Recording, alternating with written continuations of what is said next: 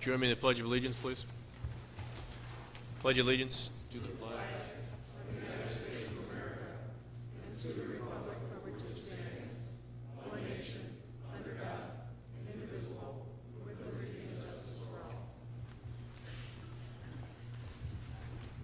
Roll call of supervisors. I was informed that Supervisor Esposito is not available this evening. I do not believe I received any kind of call or follow-up from Supervisor Grady, so I trust he will be here. Supervisor Grulich, Supervisor Singer, Supervisor, that's it. 26 in attendance currently. Citizen comments. Anyone wishing to address the board? Yes, sir. If you're interested in addressing the board, please move to the microphone, state your name and address. You'll have 5 minutes to make your comments. Yes, sir. Thank you. My name is Dan Campion. I live at 11303 232nd Avenue in Trevor. Thank you very much for allowing me this moment to speak to you. I am a town board supervisor for the town of Salem, and I've been given the task of being the liaison between the town board and the county. So I'm here not only as a representative, as a private citizen, but also as a member of the town board of Salem. We want to strengthen the relationship between the town board and the county. So that's what my goal is to do, is to help strengthen that relationship, working closely with the 3 supervisors that are on the county board within the town of Salem. So I welcome to working with them and the rest of the people that work at the county. Thank you. Well, here at Kenosha County, we're all about cooperation, so I appreciate that. We look forward to working with you as well. Anyone else wishing to address the board? Any other citizen comments? Seeing no other citizen comments are closed.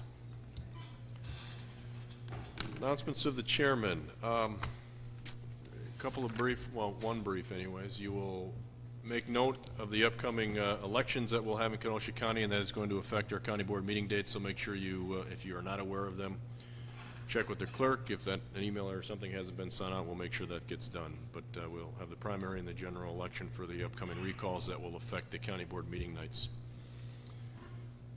I was informed today that at last night's Common Council meeting, well, let me back up a second here. I believe most of you, or many of you, are aware that the intergovernmental agreement and the payment schedule that the city and the county have for the Emergency Management Center, Emergency Services Center, that the city is not completely reconciled what they owe the county for 2010 and have paid us nothing toward rent so far in 2011. I have been part of multiple emails and efforts that Mr. Schwartz has made to reconcile the lack of payment, all of which seems to continue to fall on either deaf ears or what seems to me to becoming a clear and obvious choosing of the Common Council not to follow what has been drafted in the IGA. The Executive Committee has directed Corporation Council through a motion and a vote at our regular monthly meeting, and reiterated it this evening, that there is a resolution dispute clause within the IGA that he is to proceed immediately to enact and to follow. It's my understanding, if you go back to the pre-construction of the Emergency Services Center, we put a rent structure of $12 a square foot in the absence of having a final number into the 2011 budget. You'll recall the City Council determined that $944 was a much more appropriate number in their mind, and that's what they budgeted, and that's what they had been paying us all of 2010. I'm sorry, I said 2011, it was 2010 budget. The reconciliation number per the IGA, and also I might point out per the cost-sharing study that was pushed by the city that the county helped pay for, that broke this whole thing down and determined who was going to pay who and who was overpaid and who was underpaid. Determined that that was all tied in the IGA. That reconciliation number for 2010 rent was somewhere in the $9.90 some odd cent range. So there's a difference of some half a buck a square foot that needed to be made up, all within the language of the IGA. So we've been waiting to get paid on that. It has gone nowhere. It went to the Common Council last night because they had to allocate additional funds to do it. The council determined last evening, as I understand it, that the 944 was still a good number in their mind. So I am to the point where I have no faith, no confidence, no trust any longer in any agreements we signed with the City of Kenosha. Before you tonight is an extension of the casino contract that's going to reference the IGA. I don't believe I have much confidence in whether or not they're going to honor that document when the time comes either. So it is our direction through the Executive Committee that Corporation Council begin the proceedings immediately to resolve the dispute, piggyback that on the Health Department lawsuit, whatever the case might be. I'm simply not going to sit and wait for partners that we enter into agreements with to pay their bill. It's time that they send the check, bring the cash, whatever it takes, and begin to honor the agreements that they push us to execute. That's all I have. Supervisor reports.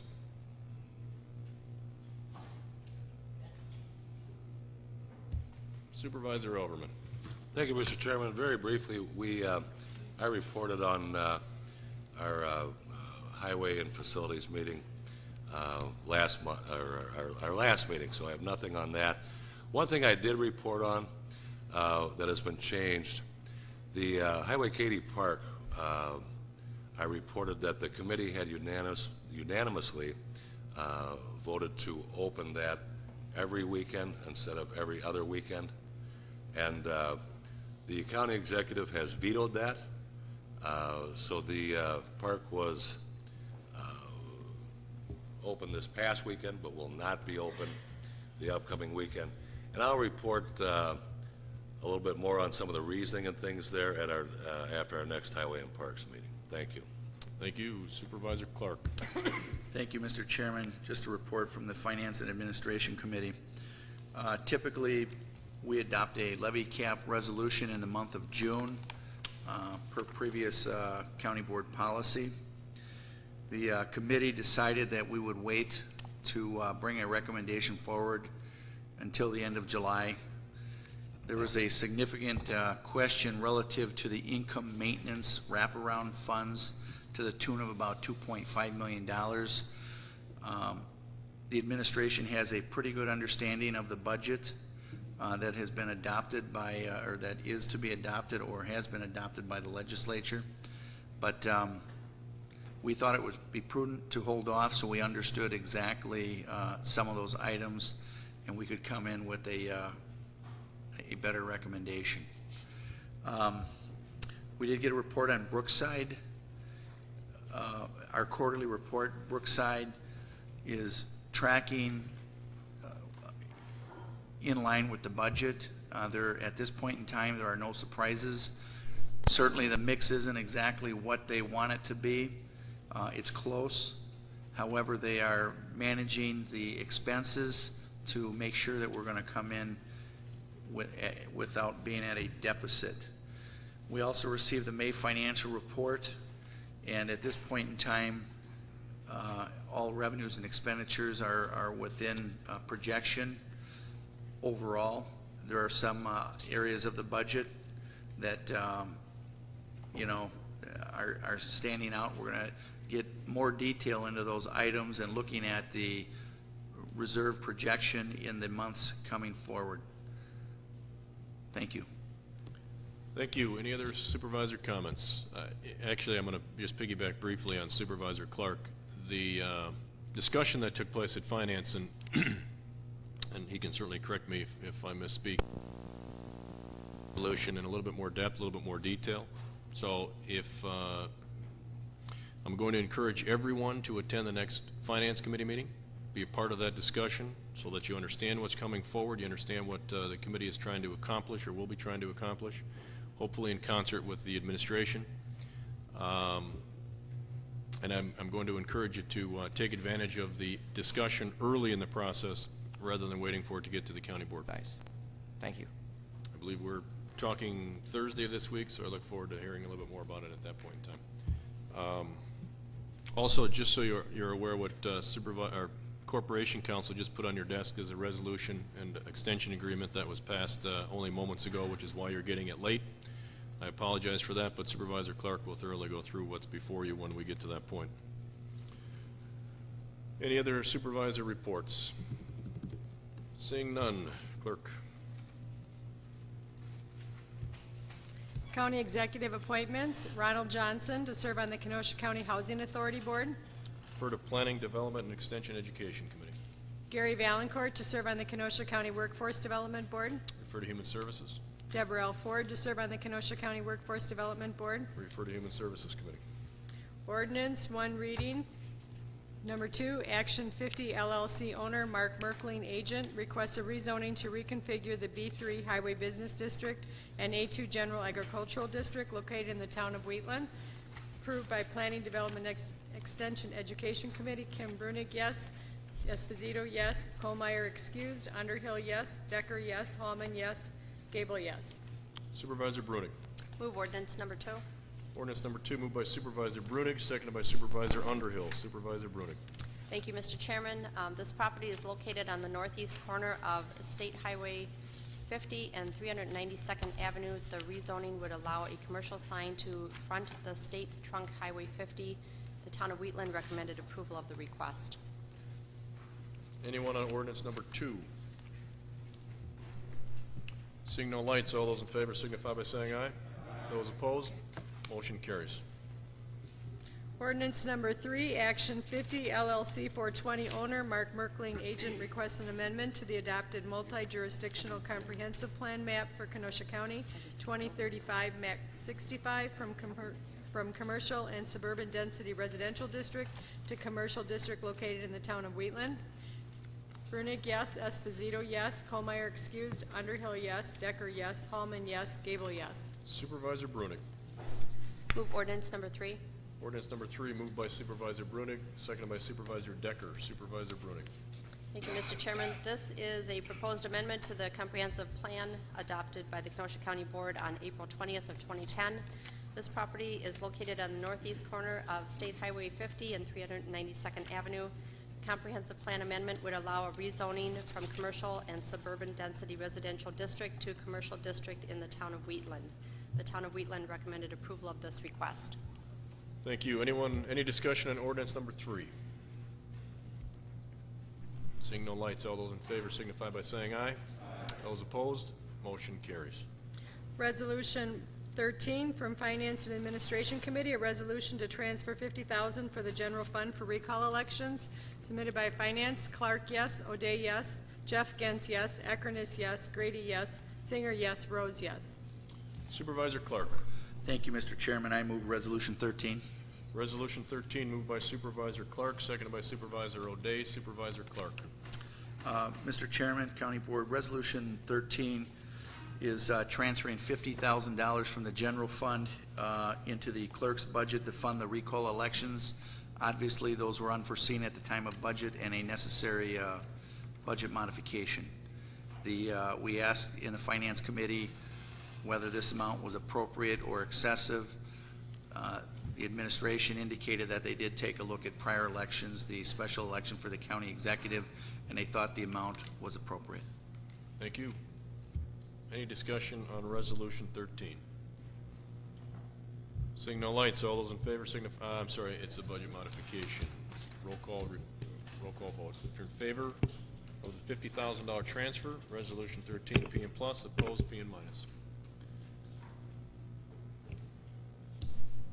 Motion carries 27-0. Resolution 14 from Finance and Administration Committee, resolution to approve the establishment of a home foreclosure mediation program for Kenosha County. Clark, yes. O'Day, yes. Jeff Gens, yes. Ekernis, yes. Rose, yes. Singer, yes. Grady, yes. Supervisor Clark. I move Resolution 14. Resolution 14 moved by Supervisor Clark, seconded by Supervisor Hallman. Supervisor Clark. Mr. Chairman, I would ask that Supervisor Hallman present this resolution that he created. Thank you. Supervisor Hallman. Thank you, Mr. Chairman, and thank you to the Chair of Finance for the send-over. This resolution would allow us to institute our own foreclosure mediation program for both Racine as well as Kenosha. There are no county levy dollars that will be used for this, as you will note in the memo in paragraph 3. The lender and the borrower each pay a non-refundable fee of $100 for the mediation services. $25 of the borrower's fee is paid at the time of application, and the fees will cover all program expenses and hopefully will reduce the number of vacant and tax delinquent properties. Just a couple of items here so that folks know before we move this tonight that there are some limitations to this program. One of them is that in order for you to qualify to participate, the foreclosure has to be your primary residence. So if you're a landlord and you own multiple properties, unfortunately this will not help you beyond your primary residence, nor will it help your tenants. B, another sort of snag to this is the availability of jobs and the potential lack of education of its participants. One of the things that's a component of this program is that they have the borrower has the chance to sit down with a HUD-certified non-for-profit housing counselor. There are non-for-profit agencies that have taken an extensive course through HUD, Housing and Urban Development. They receive a certification and therefore are qualified to do counseling to say, what is your background, what are some of the jobs in your community, what do your finances look like, and go over the options with that homeowner. If the recommendation from that session is that the person needs a different job or that jobs offered in that community they don't necessarily have the education for, that could be a potential limitation to the success of this program. And lastly, one of the things that has come to light in the few recent months here is that the boards of directors for major banking institutions have been known to decline mediation agreements.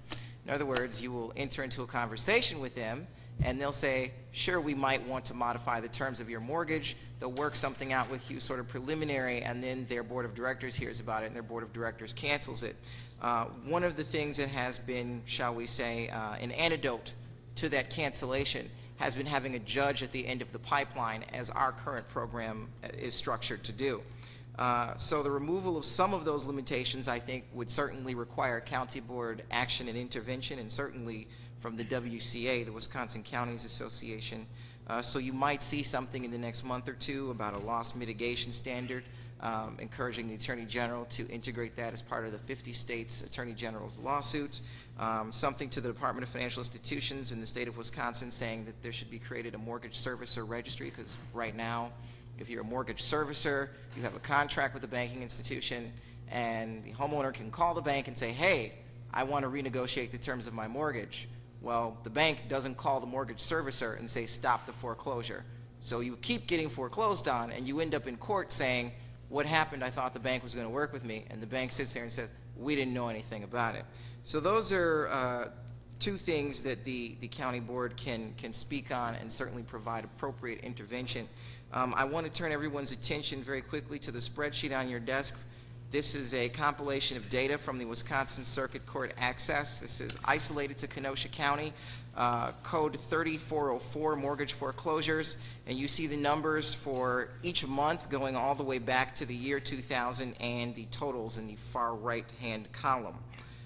In closing, I want to thank the county executive and Judge Wilk, our district court administrator Andrew Grobard, Natalie Fleury from the Marquette Foreclosure Mediation Program, our personnel director who was of great help in pulling this together and providing adequate staff and what the cost accounting would be, Bob Riedel, and certainly the chairman of finance and the chairman of the county board for allowing us to come forward. Thank you all so very, very much. Thank you. Anyone on the issue? Supervisor Michael. Thank you. First of all, I would like to commend the supervisor for bringing this forward, and also Judge Wilk for his involvement. Just a brief question, though. I know the supervisor talked briefly about it regarding the banks. Now, are the banks have to agree to go into mediation, or if, for instance, a foreclosure proceeding has started, an action has been started for foreclosure, can a party ask to go into mediation, and does the bank have to agree to it, or can the judge just order the mediation?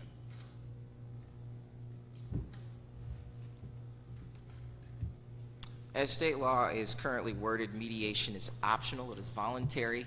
The way our program is structured, you have the option of entering into mediation after you have received the summons and complaint of foreclosure. I suppose if a person wanted to, after they were already in foreclosure, if they wanted to mediate, they could certainly petition the judge and participate in this program. I think both judges would certainly be willing to do that, but it certainly would not necessarily be immediately in their paperwork because they'd already received the summons and complaint. Anything else? Thank you both. Supervisor Clark. I just want to commend Supervisor Hallman for seeing a problem or an opportunity to make our community better in doing his job and spending a great amount of time outside of committees, outside of chambers, doing research and bringing this forward. Thank you. Anyone else? I also certainly would be remiss if I didn't recognize Supervisor Holman. I think he gives Supervisor Clark a run for his money in terms of his determination when it comes to researching something that he's passionate about. In addition to getting the resolution to where it is today, certainly I commend you for the way in which you went about it. I think it was a job well done. It brought the administration, the staff together, the judges, exactly the way things are supposed to work here in Kenosha County. You know, the one gripe I have with it is that the time for the press conference would have been either in about 3 minutes or sometime tomorrow. And in the future, we'll make sure, administration, county board, that we coordinate those types of things so we're not releasing a plan before it even gets to the committee, gets to the county board. Supervisor Hallman, I appreciate all that you've done. Supervisor demotion. Judge Wilk, and certainly the administration. Anyone else on the issue? If not, all those in favor of Resolution 14 signify by saying aye. Aye. Those opposed, motion carries. Resolution 15 from Finance Administration Committee, a resolution providing for the sale of not to exceed $2,810,000 general obligation county building bonds, submitted by Finance Administration. Clark, yes. O'Day, yes. Jeff Gens, yes. Eckerness, yes. Rose, yes. Singer, yes. Grady, yes. Supervisor Clark. I move Resolution 15. Resolution 15 moved by Supervisor Clark, seconded by Vice Chairman Eckerness. Supervisor Clark. If it is appropriate, could we act on Resolution 16 at the same time? Any opposition to combining 15 and 16? Seeing none. Clerk. Resolution 16 from Finance Administration Committee, a resolution providing for the sale of not to exceed $10,030,000 general obligation promissory notes. Finance Administration Committee submitted. Clark, yes. O'Day, yes. Jeff Gens, yes. Eckerness, yes. Rose, yes. Singer, yes. Grady, yes. Supervisor Clark. Thank you, Mr. Chairman. Back in November when we adopted our... I move Resolution 16. Resolution 16 also moved by Supervisor Clark, seconded by Vice Chairman Eckerness. Supervisor Clark. Thank you. Back in November when we adopted our budget, we also adopted a resolution, an initial resolution authorizing the issuance of general obligation bonds to fund our capital projects and to fund the special project that we have, and that's the courthouse in the Molinaro building. When we adopted the resolution for the Molinaro building, we adopted an initial resolution to issue for $5.62 million for the courthouse in Molinaro building. We are funding half of that this year with the $2,810,000 issuance of the 2011 bonds, and those are going to be paid over 20 years. The notes that are being issued, the $10,030,000, are for the capital projects as part of our capital budget. So previously, we adopted the initial resolutions that required a 3/4 vote of the county board. This county board did approve that. And tonight what we are doing is we are now authorizing the sale of those bonds, and we're authorizing the administration, the county board chairman, the clerk, to issue those bonds and execute the documents that are necessary to do that. Mr. Mike Harrigan is here from Ellers to answer any questions that you may have. Thank you. Thank you. Mr. Harrigan, anything that you'd like to add? Absent of any specific questions, anyways? I think the chairman did a pretty good job of summing everything up. I'm really here to answer any questions. Anyone on Resolution 15 or 16? Supervisor Noble. I guess the general question is, are we paying off more debt than we're incurring, or are we incurring more debt than we're paying off with this projected debt? Mr. Harrigan, would you like to take that one? Well, if you take a look, we did distribute a document this evening, and you can see the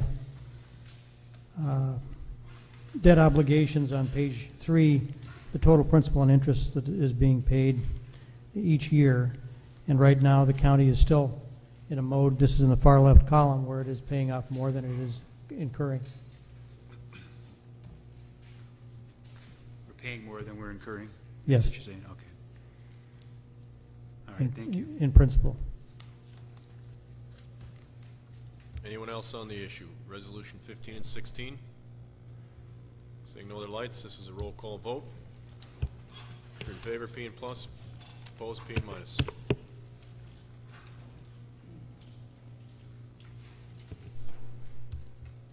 Motion carries 27-0.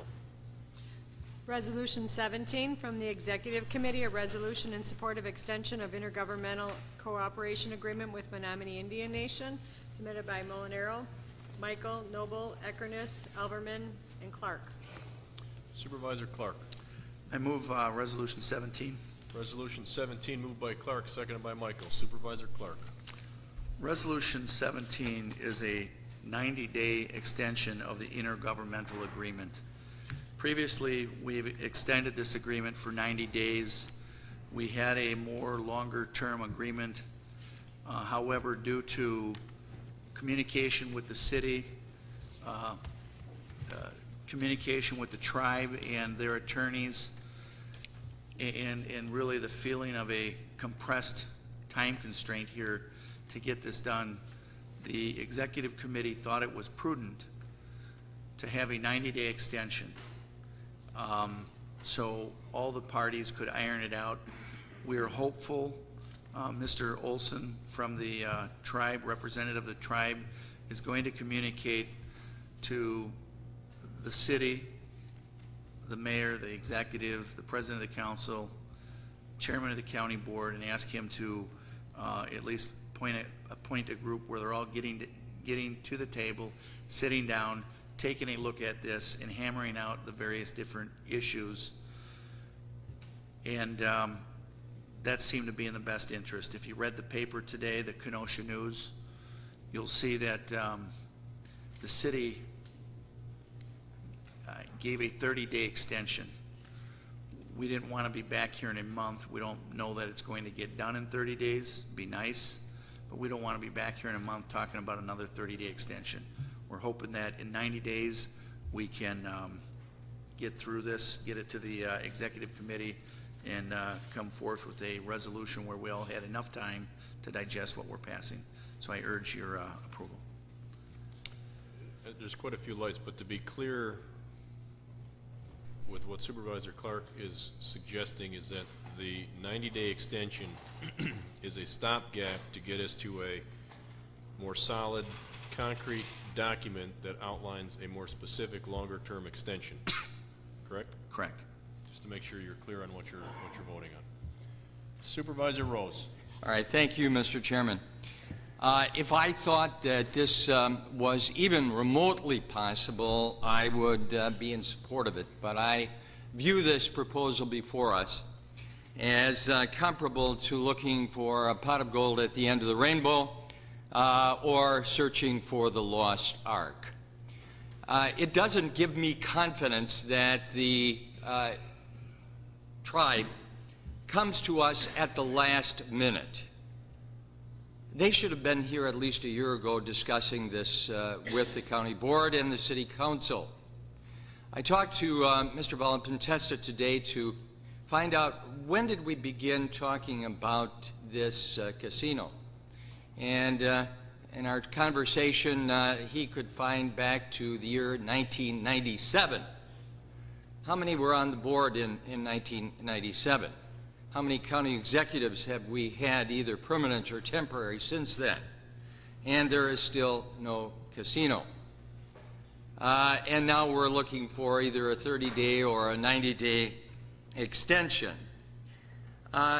Additionally, we're giving this to them free. Is the Dairyland Park going to extend their option to purchase for free? The revenues that we generated for the budget annually came to $65,000 plus taxes, real estate taxes, from the Dairyland Park. They haven't offered to compensate us for that. They haven't offered to compensate us as one would to obtain an option to purchase property. And I view this as comparable to that, because this extension takes this land off the development rolls. It discourages others from taking a look at it, because nobody's going to want to come in and interfere with these contract rights. So once again, we are postponing the development of this property for other purposes. I say if this had any chance, I would say go ahead and support it. So when you say, well, it's only 90 days, think again, because what this is a prelude to is once again extending it for another period of time. There are so many details here that are unanswered.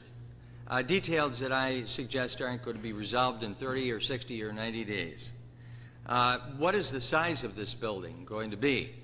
What are the projected revenues for us, for them? Is the environmental impact study still available? What is the status of that application in the federal government? You know, that was turned down in the prior administration. So does that mean that that application must be resubmitted? Are all those facts and figures still out there? None of those things are going to be answered in 30 or 60 or 90 days. This board spent a great deal of time in the committee that was charged with that responsibility of negotiating that agreement, spent months on those issues, not 90 days. So again, we are postponing the ultimate development of that property. That property sits out there with weeds growing between the concrete, the buildings deteriorating, and nobody's going to look upon it. So I think what we are doing in essence is selling the community short here with a project which is very, very remote. Is it likely that the new mayor of Chicago is going to object or say nothing to the construction of this casino? Because this will draw from the same general populace that we would be drawing for.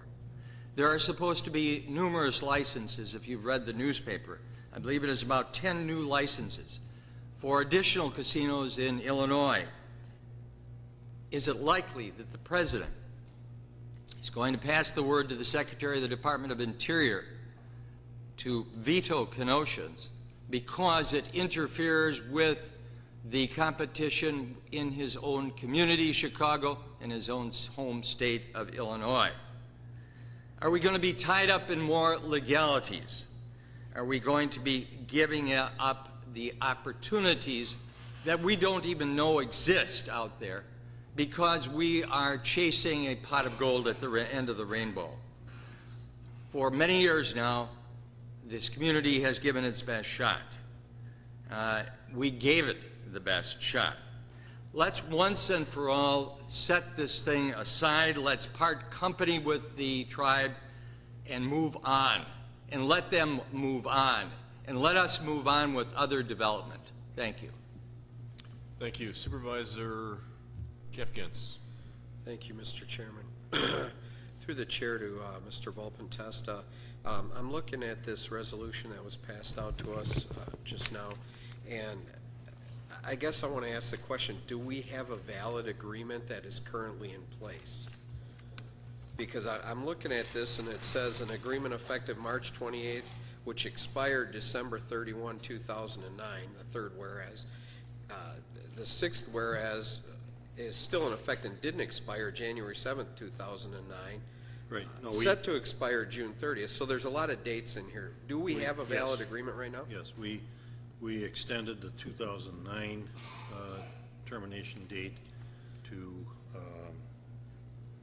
I believe, 2000. I don't remember the date, but we did extend it. And then this last March or April, that 2009 extension was going to come to an end, so we needed to come back in here. Tribe came up in March.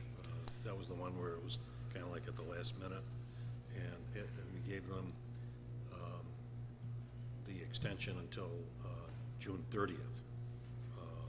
So that brings us to where we are today. Okay, and this agreement is between the tribe and the city in Kenosha, the city and the county of Kenosha, and it is an intergovernmental agreement. That's what we're talking about. Between the tribe and the tribe has set up I guess I would call it the equivalent of a corporation, a gaming authority. There's 4 parties: the tribe, the gaming authority, city, and county. Okay, okay.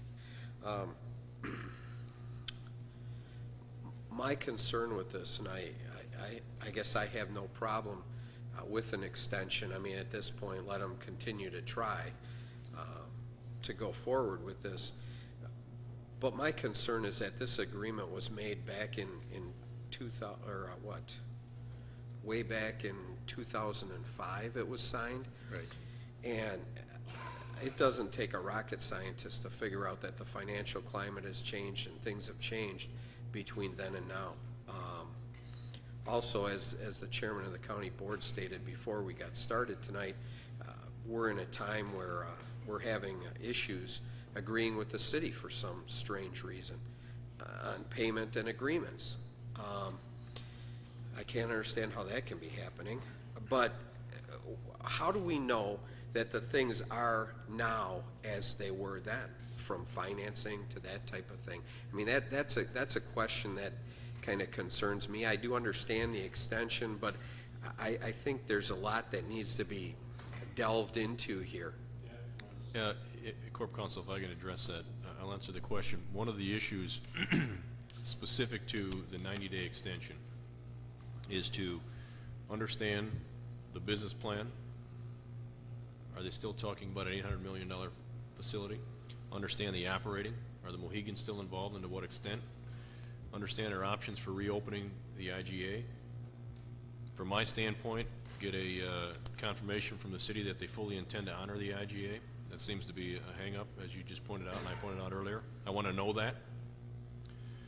To iron out the issue that Supervisor Rose raised, which is compensation for renegotiating any aspect of that IGA. All of those pieces were discussed in the committee and are items that need to have some specificity to and some agreement between the parties to be in what would be any future extension. Okay, and I guess that your answer or your clarification just threw another confusing piece to me. You mentioned reopening the IGA. I don't think we're reopening. I think we're continuing with the IGA that was already in place, if I'm correct.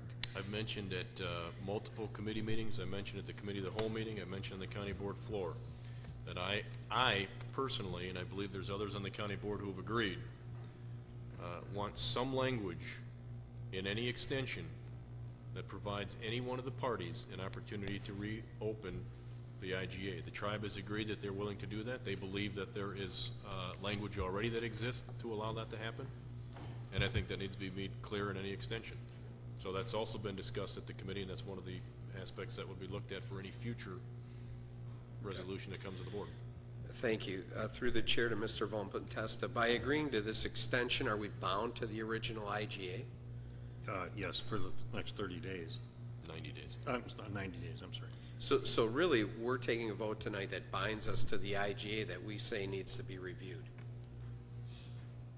That's correct. I don't expect anything that would come out in 90 days.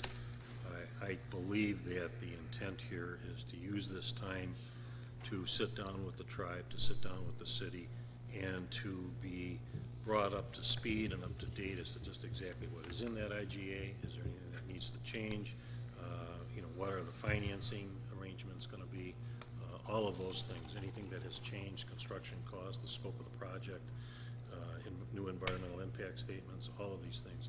These things have not been addressed or looked at in the last 5 years. So at the end of the 90 days, you're going to be looking at potentially another extension for a longer period of time because of the fact that there's going to be a lot of things that need to be done. There's going to be more review through the BIA in terms of what they want and what they're looking for. That you're not going to get an answer from the BIA in 90 days.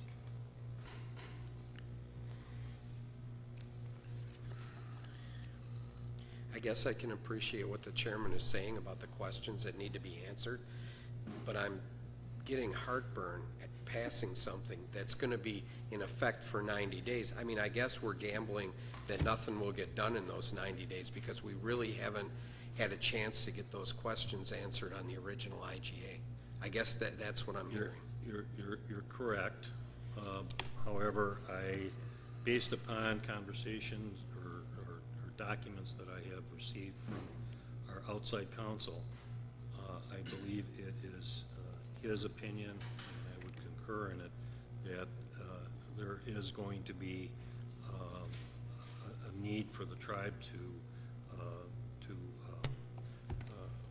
approach the BIA to ask that this be reinstituted, and there's going to be a lot of hurdles that are going to have to be jumped, and they're not going to be done in 90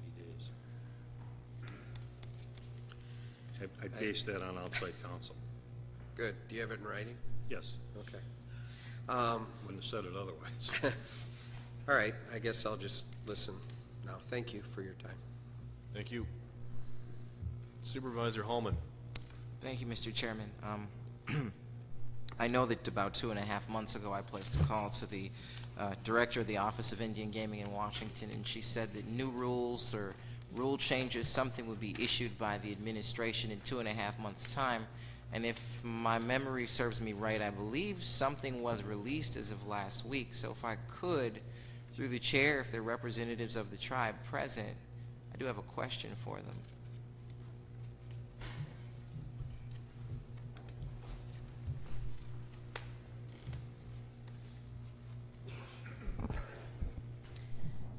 Through the chair to the representative of the tribe, in what ways do the new rules around Indian gaming that were released last week affect you? Ms. Bovee, would you please state your name and address, please, for the record? Yes, my name is Lori Bovine. I reside at N2840 State Highway 55, Keshena, Wisconsin, on Menominee Indian Reservation, and I serve as the chair of the Menominee Kenosha Gaming Authority and also as a member of the Menominee Tribal Legislature, the governing body of the tribe. Last week what happened is the Department of Interior withdrew the guidance memorandum that had been released by the Bush administration, the former Assistant Secretary of the Department of Interior, and it was a guidance memorandum. It was not law. It was a memorandum regarding certain elements that they wanted to put in place regarding off-reservation gaming. That guidance memorandum is the central part of the tribe's litigation against the federal government. So basically what that did is put the tribe back where we were December 2008 under the existing rules and the existing federal law regarding off-reservation gaming. And it's what the tribe's been trying to get done for some time now. So then do you initially reapply or do you move forward with litigation, I guess is my question. The tribe is meeting this Thursday night, and we are going to be discussing what our next steps are. We have not withdrawn our case at this point. We will be discussing what's the best process for the tribe to use that will be most beneficial to this project. And it is our understanding that the Department of Justice, who represents the Department of Interior in the litigation, has sent something to the Federal District Court in Green Bay asking for no decision to be made on this litigation at this point in time, as they are reassessing the case based on the guidance memorandum being pulled last week. Thank you to the representative of the tribe. I do have some further things. I don't think that we really need to be worried about Rahm Emanuel somehow encroaching on our territory. If memory serves me right again, I think the EPA has cracked down on the city of Chicago and told them they need to clean up the river. I'm not sure how well he received that information, but I'm certain he was not necessarily that happy about it. Additionally, I will say that if we wished to have a more direct contact with the Department of the Interior, that certainly I think I might have something in my files that might make that possible. Thank you. Thank you. Supervisor Elverman. Thank you, Mr. Chairman. I think it's very important that everyone understand that with this extension, we're talking about 90 days, we're basically buying the time needed for the tribe to get together and answer some of the questions that the executive committee has initially asked and that other members of this county board are going to ask. What people are worried about is that things are different than they were 6 years ago, and they are different. But we're not going to have to reinvent the wheel. If you look at the initial intergovernmental agreement, the city and county were looking at percentages. The Boys and Girls Club and the Little Leagues were looking at basic dollar amounts. These were all portions of this agreement that was negotiated over more than a period of just months.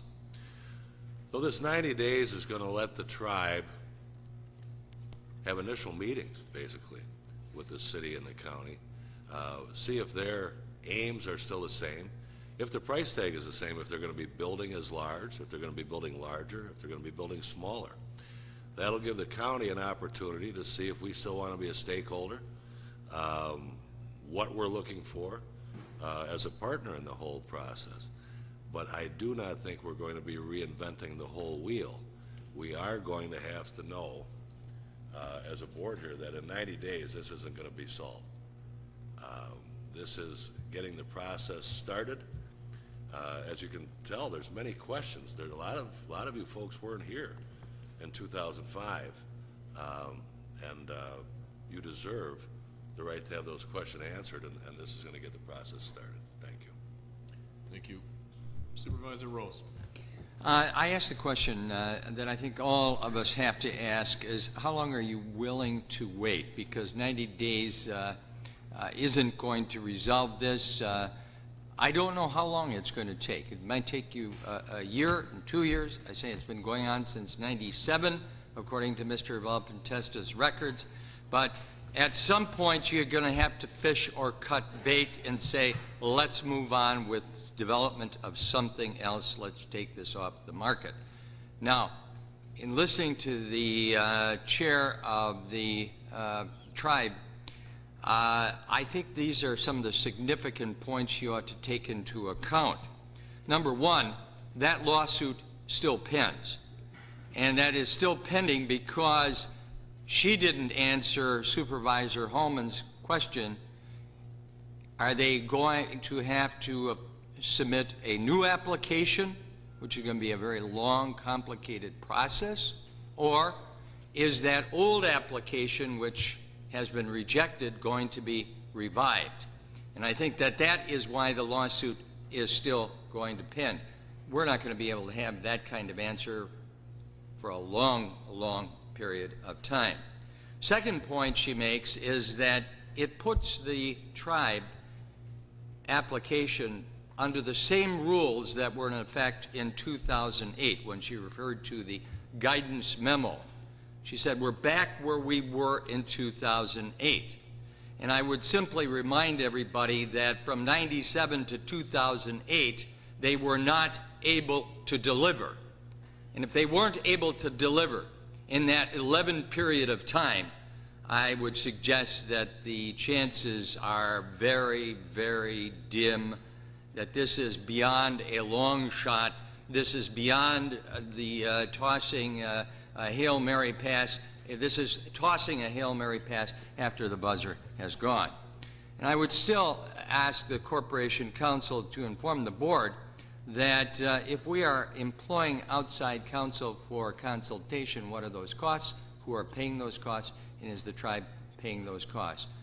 That ought to be known up front. Thank you. At this point, there's no agreement with the tribe to pay any additional costs. There was some discussion in committee that at some point where they would become more involved, and I believe the term was doing some heavy lifting, that we would approach the tribe, and I don't know. I guess I don't have a definitive answer from the tribe. I don't know that they were totally opposed to that, but at this point, we don't have any. All right, Mr. Chairman, therefore, I would move to amend the resolution to provide that as a condition proceeding to the passage or continuation of this extension agreement, they agree to pay all of our costs. Motion made by Supervisor Rose to amend the agreement in front of you that upon passage, the development team agreed to pay all of our out-of-pocket expenses? Correct. Legal fee? Attorney's, out-of-pocket? yes, that's Attorney's correct. fees. Is there a second to that motion? Motion made by Supervisor Rose, seconded by Supervisor Grady. You understand the gist of it. We'll clean up the specifics of it once we get to that point. Anything else, Supervisor Rose? No, thank you. If I could add one point of clarification on your original question with regard to any outside fees to date. All of the effort on this agreement has been through our Corporation County Corporation Counsel's office and the City Attorney's office. And the couple of communications he had this past week with our outside counsel out of Washington have been very brief, and at Frank's statement had hoped they would be offered gratis. Whether they were or not, I guess we don't know at this point. Smirk on your face, we all know what the answer is. We may be in agreement.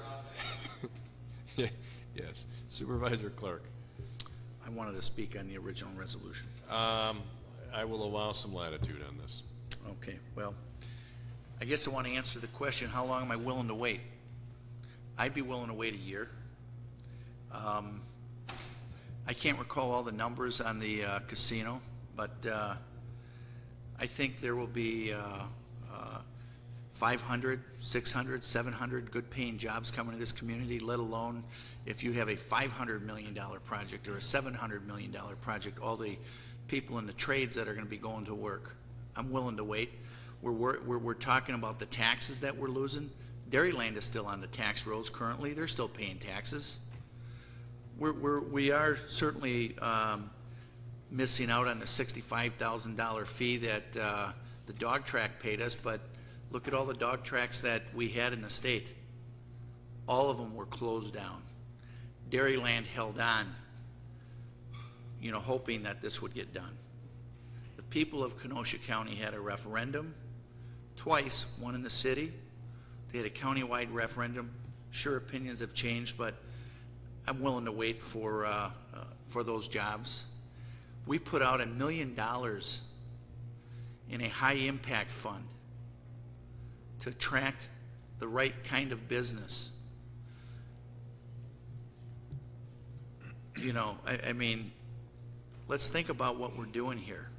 We're going to get to the legal fees, and we had that discussion in the executive committee, or you know, and we're going to determine that when we get into this, the long-term agreement, which really the longer term was talked about being 3 years, as long as they had an interest in the land and various different things. And certainly the discussion and the feeling from the executive committee is no different than a development. You're going to pay for those fees. You're going to pay for those costs. Right now, with what we're doing trying to get to this agreement, there's not a significant amount of heavy lifting that is going to need to be done to get to this extension. If we have to get into the IGA and make any major changes there, I'm right there. But once we get to that agreement, I don't think it's necessary right now that we have some provision in there for the fees. We're making, I hope there's another 1,000 employer that wants to come to Kenosha, and I'll bend over backwards for them. If they came to this county board and said, hey, we have to come up with 500,000 like we did with Chrysler when they were talking about making a commitment to build out in Summers, we were bending over backwards. This state has bent over backwards for economic development. I think we have a little bit of time. I don't think anything's going to happen quickly there. Dairyland has the ability, if another developer comes along and decides that they want to do something there, Dairyland can decide what's in their best interest. If the Menominee are only paying for a 1-year extension or whatever their extension is, Dairyland can do what they want. In the meantime, taxes are being paid on that property. Yes, we're not getting the $65,000 that we previously got, but that was gone already. So let's get on with the resolution as it was presented. We will address the concerns that the chairman has made very clear in the executive committee. He's reiterated those tonight. If there are going to be fees like any other developer, we'll address them. And this county board will get an opportunity at that final agreement. And the discussion in the committee is to try to get the city, the county, the tribe together where we can at least review that document that was approved back in 2005. And that took a long time. But let's get through it. Let's look at it. Let's make sure everybody on this county board understands it. You have to also understand, and we don't know this for sure, but if that document changes drastically, Supervisor Rose may be right. It has to go back and go through the process again. But that has jumped a lot of hurdles to get to that point. It went to the Regional Bureau of Indian Affairs in Minnesota. They had the environmental impact. It went through all of those stages, and it had the recommendation to the Bureau of Indian Affairs in Washington to move forward. But for a political move in the waning days of a presidency, this project may have moved forward. It had the recommendation, and that is an accomplishment in itself. I have a lot of questions. I have questions as to what they're going to build. I have questions as to who's going to manage it. This county board is going to ask those questions, but let's get to the point tonight and pass this 90-day extension, and we'll address all of those issues. And hopefully they'll get working tomorrow where we can start meeting very soon. Thank you. Thank you. Supervisor Boyd Frederick. Through the chair, it's on the original resolution, but it's been stated a couple times that this goes back to 1997. Isn't this the second project that was brought forth, and that's why it's 2005, and it hasn't been that long for this particular project? The first attempt was in the late 90s, mid to late 90s, and that was from a different group. There may have been another one, and then the current application was submitted, I believe, in 2005. When that one started, that I don't recall. Probably I would guess a couple of years before 2005, perhaps. But the original, this IGA with this project has only been in effect since 2005? Yes.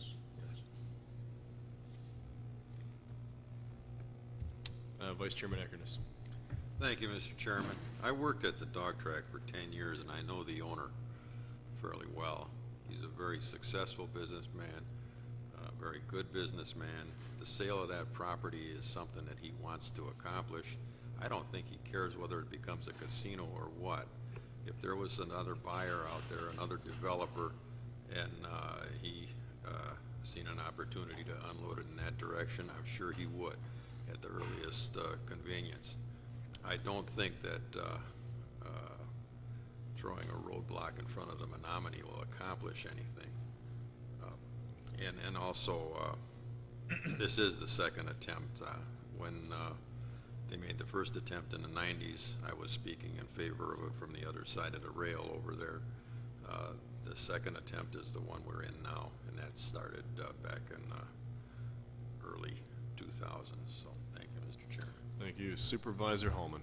Thank you, Mr. Chairman. I do not support the amendment offered by Supervisor Rose, mostly because I think it is to a large degree unnecessary. Certainly we should see what the new costs will be of the building, what the new plans are from the tribe. I think it would certainly behoove us to hear from the tribe as soon as possible whether or not they intend to reapply or move forward with litigation once they make that decision towards the end of this week. But additionally, this just seems as simple as another, one phone call in addition to all of that to the Department of the Interior and saying, what do you all intend to do with this? And I have the name of the person whom we could place that call to and find out. So this seems to be something relatively simple that we can take care of, and I don't know that Supervisor Rose's amendment would lead us down that particular path. It'd be a little more complicated. Thank you. I oftentimes wish I had the ability to look at things as simply as you do.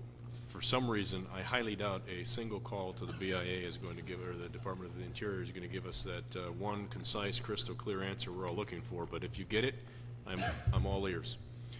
Supervisor Rose. Well, if you don't want the tribe to pay your costs, that's up to you. I'm not here to represent the tribe. I'm here to represent the people that elected me in the city, and it strikes me that they ought to pay the cost, particularly when they have been seeking a casino since the 1990s. When you talk about the fact that this is another group, you have to realize the other group was a Kenosha group.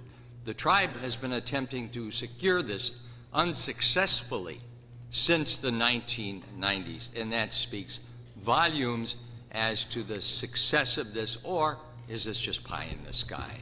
You can talk about all kinds of jobs and all of that, and that's all well and good, and that was an effective argument in the 1990s. It was an effective argument in 2000 or 2005, but this is 2011. It's not a very strong argument anymore when you haven't delivered. Thank you. Seeing no other lights, before you seeing another light, Supervisor Clark.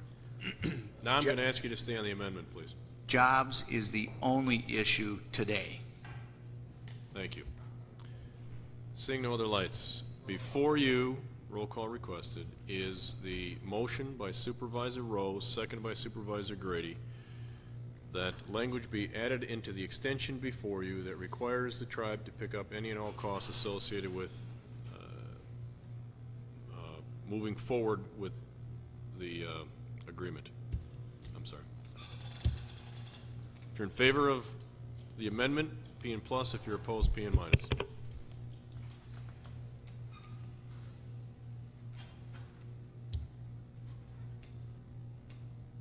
Motion fails 22-5. Back on the original extension, resolution and extension before you. Anyone wishing to speak on the original resolution and extension? I see no lights. All those in favor?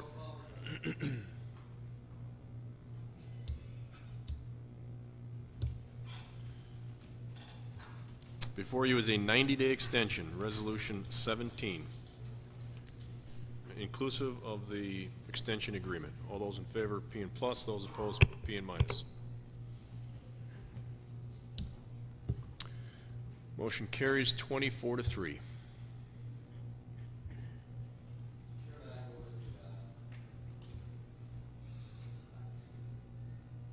Did you want to change that? Or? You're good?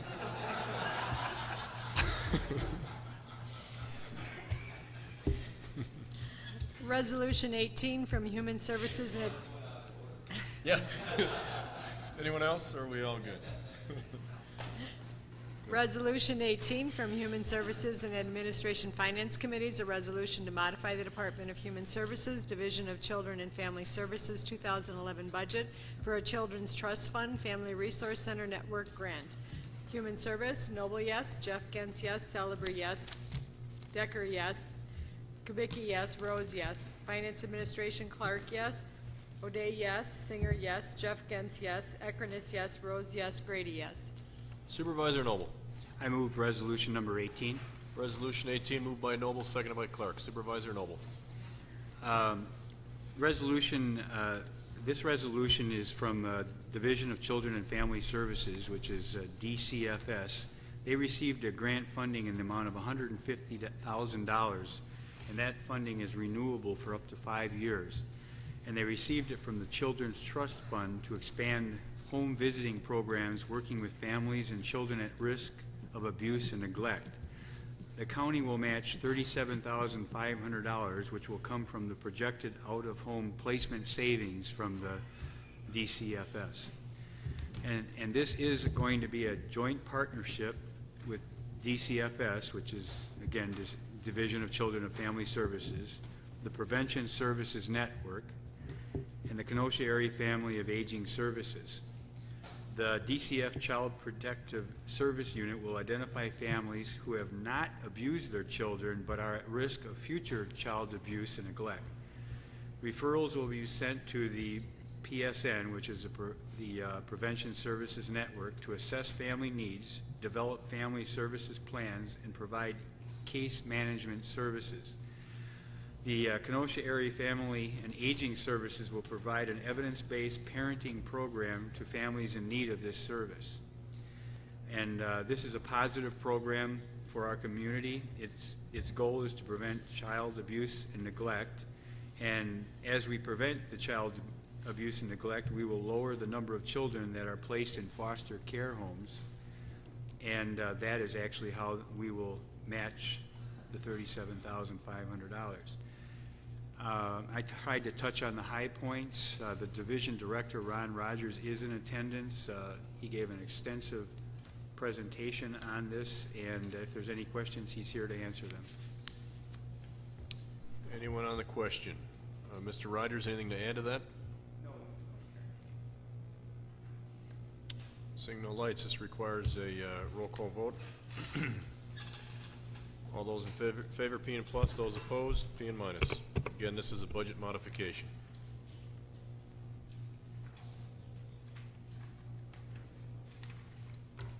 Motion carries 27-0. Resolution 19 from Judiciary and Law Committee regarding activity control license for Country Thunder East LLC. Michael, yes. Haas, yes. Johnson, yes. Singer, yes. Ron Frederick, yes. Grulich, abstain. Supervisor Haas. I'm sorry, Supervisor Michael. Thank you, Mr. Chairman. I move Resolution 19. Resolution 19 moved by Supervisor Michael, seconded by Supervisor Haas. Supervisor Michael. Thank you, Mr. Chairman. Again, this time of the year for Country Thunder. As attached, we have several of the documentation. First of all, I'd like to thank Captain Apker, who is present. He has truly changed this event.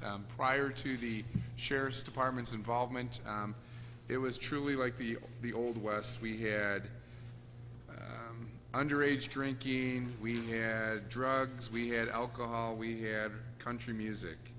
And now we have the country music and family. It's truly a family affair. The Judiciary and Law has gone out the last 3 years. We spent approximately about an hour. We tour the site. We talk to the deputies. It's amazing what the deputies have done, controlling the traffic, controlling the event itself. I mean, you have a substantial amount of individuals there enjoying the country music, and there's truly control to keep the peace. I know if you talk to the supervisors that are from the West End that control that area, or that's their district, I know that from what I've heard, they have not been receiving the phone calls that they used to receive about the drunks and craziness that has gone out. I think everybody truly supports the action. It brings some money into the community. And again, as I stated, I'd like to thank the Sheriff's Department, especially Captain Apker. He's basically the one that truly runs the law enforcement in that area, and they do a truly good job. So I'd urge your support for this resolution. Thank you. Thank you, Supervisor Michael. And all the country music fans, his address is on the internet. Supervisor Grady. Thank you, Mr. Chairman. Through the chair to both Supervisor Michael and to Supervisor Brunig, I know there has been conversations in the past about not necessarily just the county being reimbursed for their enforcement and jurisdictional presence there, but also, especially in these tough economic times, some way of perhaps having Country Thunder, at least to a modest extent, help us with our financial situation all counties are in these days, trying to do more with less. and I've never really gotten my answer on this particular go-around for Country Thunder. Is there any contribution made to Kenosha County other than just what we see here in Resolution 19? Thank you. The additional sales tax, we receive the permit that is, that Country Thunder purchases. I'd leave it up to Captain Africa if you're aware of any additional, but I believe just the sales tax and the revenue that it generates for the community. I mean, and the expense reimbursement that the county has for the events. Supervisor Bruning? There have been several attempts to charge additional fees to these people. Unfortunately, it seems that the promoter keeps changing too often. So now that Kent Underwood has been doing this for 3 years, we hope to have some conversations with him. So I assume that to mean nothing on this go-around, perhaps in the future. Is that the status? Not at this time, no. Thank you. Supervisor Overman. Thank you, Mr. Chairman. Unless something has changed, I think that might be a little confusing. Country Thunder puts up over $100,000 bond to pay our sheriff's department. That's not changed. Okay, so that could be a little confusing if people hadn't heard that are new here. It doesn't cost the county a cent. All our overtime's paid, every bill that we give them. The highway department goes around and puts up all new festival signs. That's all billable hours to Country Thunder. So it doesn't cost the county a thing. I was originally just going to say how things have changed there. It's not quite like Wally and the Beav, as Supervisor Michaels would have you think. But it used to be much wilder, and our sheriff's department is the main reason, and the leadership out there, as Mr. Supervisor Michaels said, has really gotten that place under control. And the willingness of the Country Thunder people to work with us and pay those bills. So what used to happen out there, people not spending money in the community, some lawlessness, that's a lot less if you read the police. But people are actually spending money in the community, and the developers there are promoting other events where people are spending money in the community. So it used to be a nightmare for myself, the supervisor that lives within sometimes earshot of it if the wind's blowing right. Phone calls, roadblocks, and a big nightmare. And it's no longer. It's a very good event for the community. So I would urge everyone's support. Thank you, Supervisor Singer. Thank you, Chairman. Yeah, the word chaos comes to mind when he says it was. It was like chaos, and I had concerns about it years ago when we had it to the extent of a rape out there, but now it's organized chaos. So it's organized. They keep track of what's going on, and I'm very familiar with that. We went out and checked it out last year, and they do a good job. As far as Supervisor Elderman's point is that they're supposed to do a bond, and it was reported to us in committee. Instead, they just write a check for $110,000 and give us the money right off bat. And I guess he'll tell you that if you ask him, but that's what he told us in committee. And so we've actually got the money right up front, not a bond, and so that's all taken care of. It works like clockwork now. It's much more organized. They do a great job.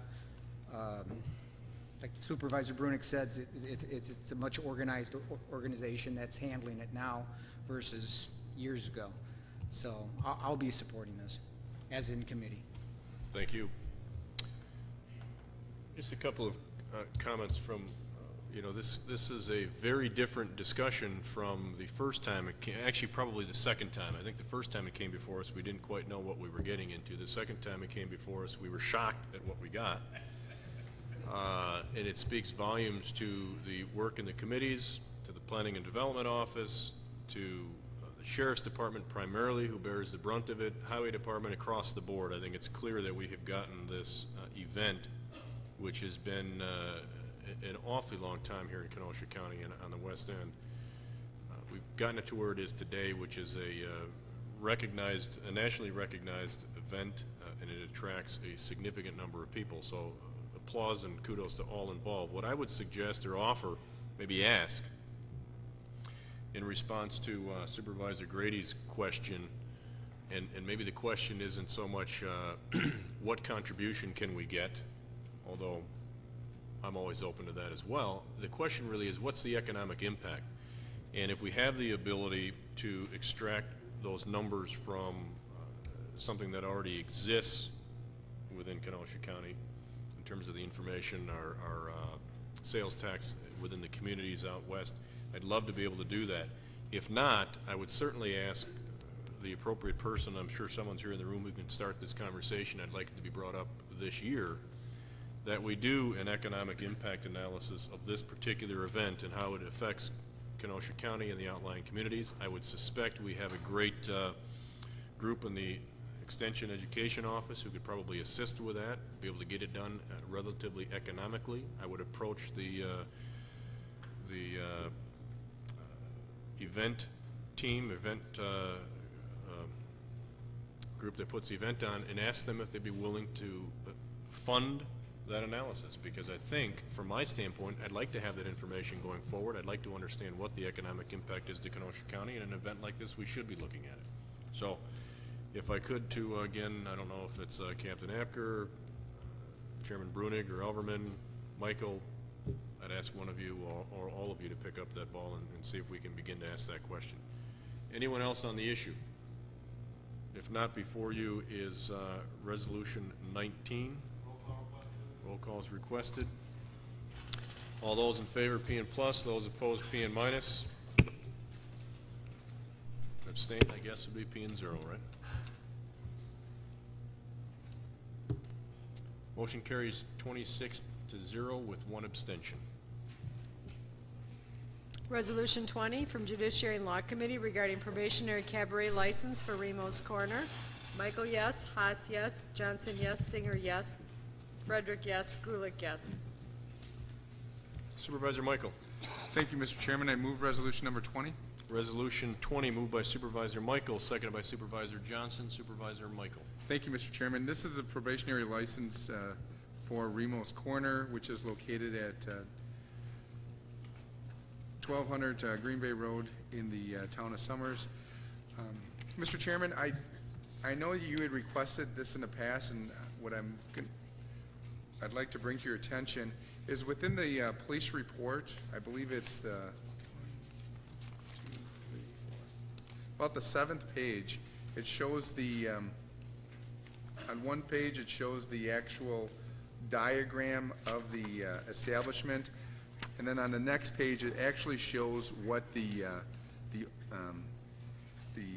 deputy does in his report, and it's basically going off of the Kenosha County ordinance, which is 8.02,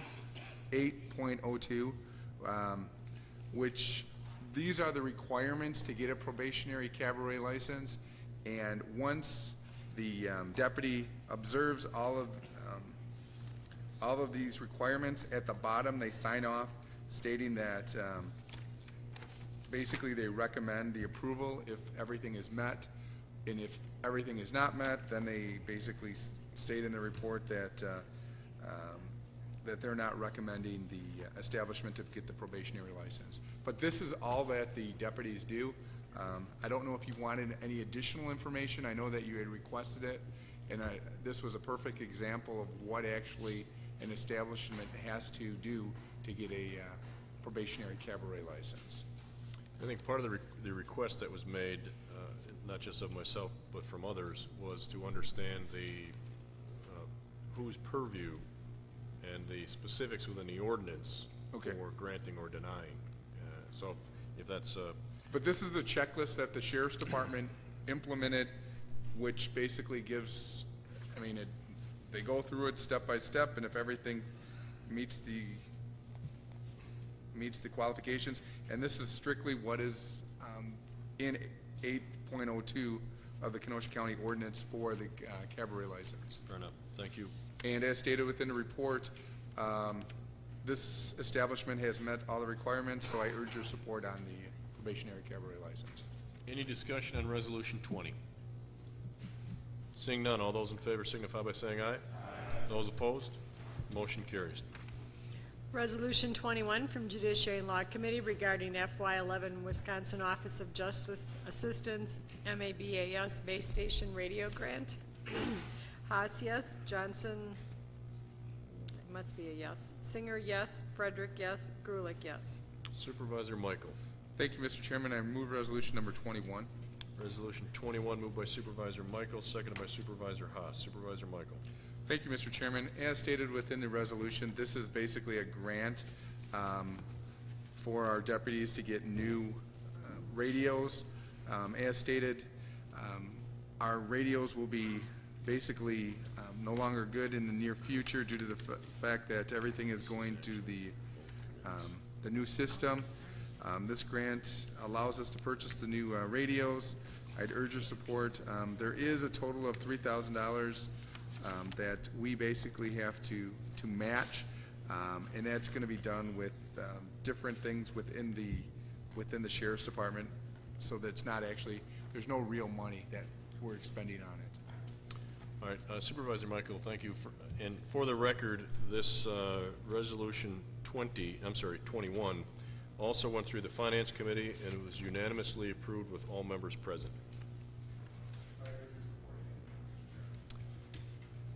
Any discussion on Resolution 21? Seeing no lights, this is a budget budget modification. Roll call vote. P and plus if you're in favor. P and minus if you're opposed.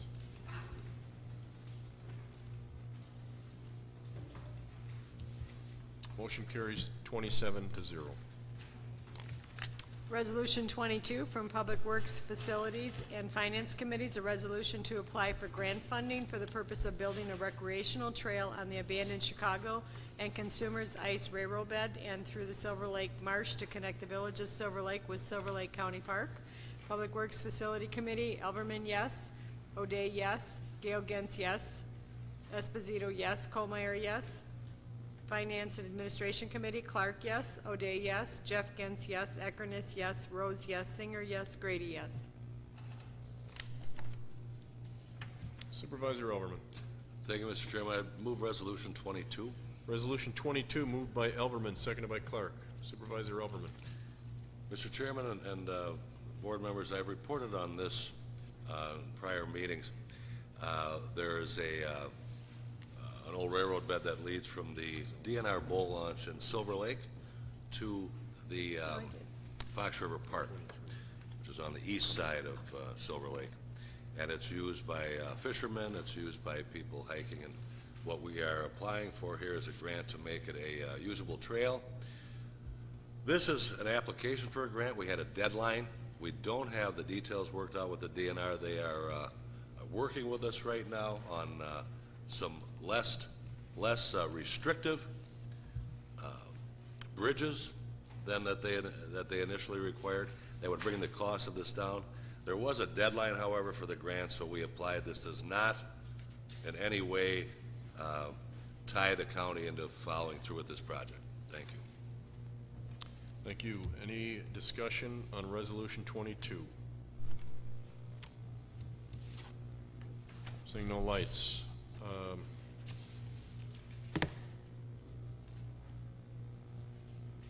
This is to apply for the grant, correct? Yeah. So it's not a budget resolution. All those in favor signify by saying aye. Those opposed? Resolution 22 carries. Resolution 23 from Public Works, Facilities Committee, and Finance Administration Committee, a resolution to approve the acceptance of grant funding for the purpose of funding the Pike River Fish Dam removal design and engineering. Alverman, yes. O'Day, yes. Gale Gentz, yes. Esposito, yes. Colmeyer, yes. Finance and Admin Committee, Clark, yes. O'Day, yes. Jeff Gentz, yes. Eckerness, yes. Rose, yes. Singer, yes. Grady, yes. Supervisor Elverman. Move resolution 23, Mr. Chairman. Resolution 23 moved by Supervisor Elverman, seconded by Supervisor Clark. Supervisor Elverman. Mr. Chairman, this is an acceptance of a grant that I did also report on, if not at the last meeting, the meeting before. And this is at the Pike River in Petrifying Springs. I spoke of the flooding caused, the damage to our roads, and the chance to work with the grant funder here, who is interested in letting fish get further upstream. We're interested in them getting their fish further up the stream and our flooding problem solved. So we would have an in-kind, or our match would be from our Parkland Development Fund, which comes from Waste Management, and the $102,000 would be from the Greater Milwaukee Fund for Lake Michigan and Kenosha County. So I would urge your approval. It's something good for all involved. Thank you.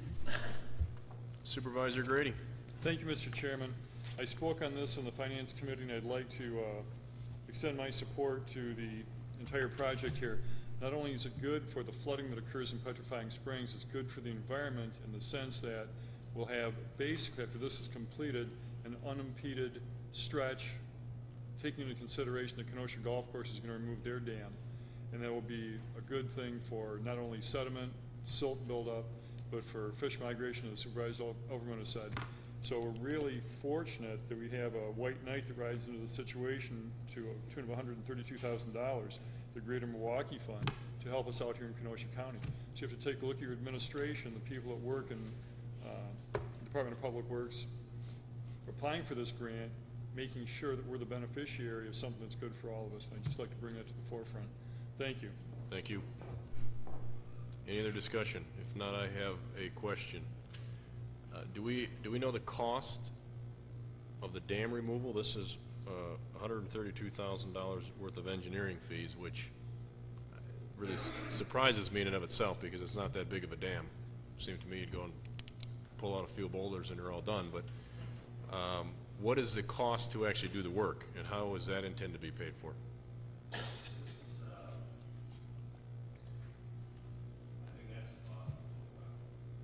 Okay, so this would include the work itself?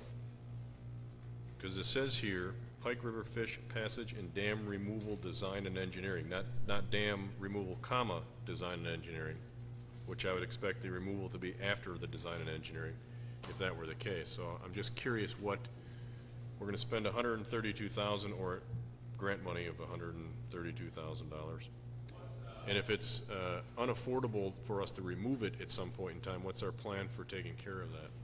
What we were told was that this was the cost of the project, and that would be the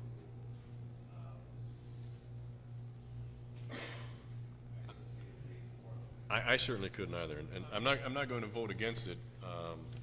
And I don't think this is a conflict, but the Pike River goes past about well over 1,000 foot of frontage on my property, but I'm not a fisherman, so I think that alleviates any conflict of interest.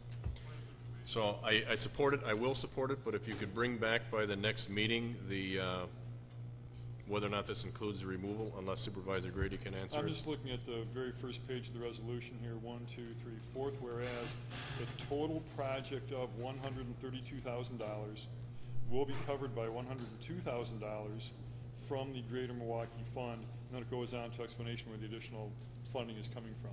So in the 4th whereas, it says that the total project would be $132,000. But the 4th whereas is referencing the total project, which is outlined in the 1st whereas, which says it's design, removal design, as in one word, one phrase, removal design and engineering, not removal design, or better yet, design, engineering, and removal. I just wanted clarified. I won't vote against it tonight. I'd like it clarified. I would say, Mr. Chairman, that if we see the phrasing there, in no way that we could include the removal. Perfect. You'll report that at the next meeting. I'd appreciate it. Thank you. Any other discussion on Resolution 23? Seeing no lights, this is a budget modification. Those in favor, P and plus. Those opposed, P and minus.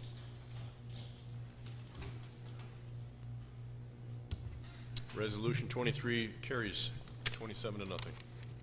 Resolution 24 from Planning, Development, and Extension Education Committee regarding approving an amendment to the multi-jurisdictional comprehensive plan for Kenosha County 2035 for Action 50 LLC owner Mark Merkling agent requests an amendment to the adopted multi-jurisdictional comprehensive plan for Kenosha County 2030 map 65 from commercial and suburban density residential district to commercial district located in the town of Wheatland, submitted by Planning, Development, Extension Education Committee. Brunig, yes. Esposito, yes. Kohlmeyer, excused. Underhill, yes. Decker, yes. Hallman, yes. Gable, yes. Supervisor Brunig. Move resolution number 24. Resolution 24 moved by Supervisor Brunig, second by Supervisor Underhill. Supervisor Brunig. Thank you, Mr. Chairman. The state requires a resolution from the Planning, Development, Extension, Education Committee and an ordinance from the full county board to amend the comprehensive plan. The resolution would allow an amendment to the Kenosha County Comprehensive Plan for a change from commercial and suburban density residential district to commercial district in the town of Wheatland. The town of Wheatland recommended approval of the request. Thank you. Any discussion on Resolution 24? Seeing no lights, all those in favor signify by saying aye. Those opposed? Resolution 24 carries. Communication from George E. Melcher regarding future items scheduled before the Planning, Development, and Extension Education Committee. Refer to Planning, Development, and Extension Education Committee. Claims, Brian DeMarco, car damaged by K-9 unit search. Refer to Corporation Council. Approval of the June 7th, 2011 minutes by Supervisor Jeff Gentz. Supervisor Gens. Mr. Chairman, I move approval of the June 7th, 2011 minutes. Minutes moved by Supervisor Gens, second by Supervisor Kohlmeyer. All those in favor signify by saying aye. Aye. Those opposed? Motion carries. Motion to adjourn by Supervisor Gable, second by Supervisor Decker. All those in favor signify by saying aye. Aye. Those opposed? We are adjourned.